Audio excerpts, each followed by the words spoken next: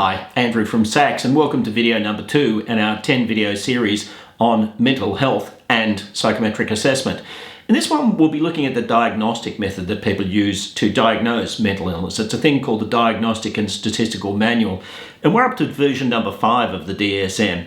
So it's an authoritative guide containing descriptions, symptoms, and other criteria. Here's a look at the structure of DSM-5, and you'll see that there's a whole bunch of different psychological illnesses mentioned here, from neurodevelopmental disorders to schizophrenia to bipolar, etc., etc., etc. So this is how we look at mental illness these days from a diagnostic point of view.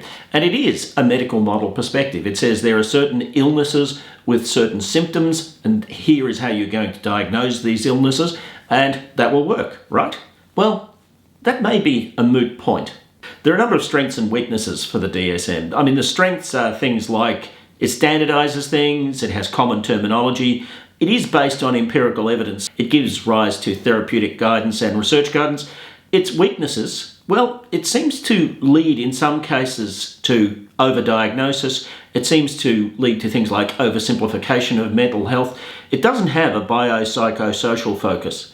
A biopsychosocial focus is where you're looking at the interactions between the human body and the social environment and how that's affecting mental health.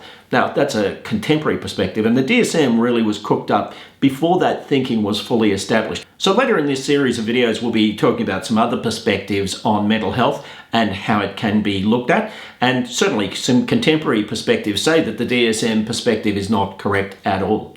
In the next video, we'll be raising the very interesting question of whether therapies actually work. Does a talking cure make people better?